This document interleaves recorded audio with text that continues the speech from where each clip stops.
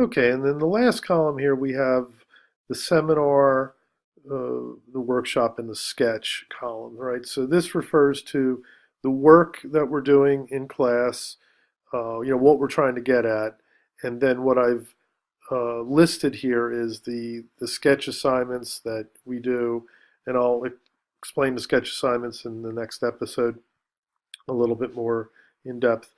So we have sketch assignments, which you do largely on a weekly basis, except when you have an exam.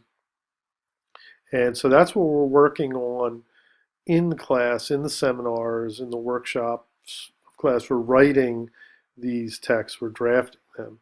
And then at the end of each week, they're due, okay? So sketch one, you can see the titles that I have here, like the titles with the podcast.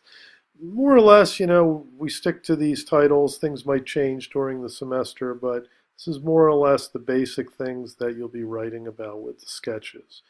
Okay, so here's the basic schedule. So it tells you in every week, what we're doing, what the text is, what we're talking about in terms of the podcast, and what we're trying to produce in terms of the seminar, workshop, and sketch. Okay, so moving on to this PDF here.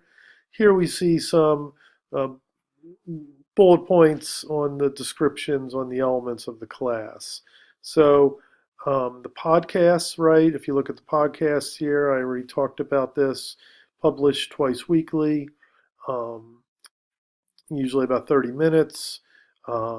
They try not to be lectures. I try to make them what I call sort of DIY or do-it-yourself dialogic workshops in the vein of a good YouTube video repair tutorial or music uh, tutorial, right?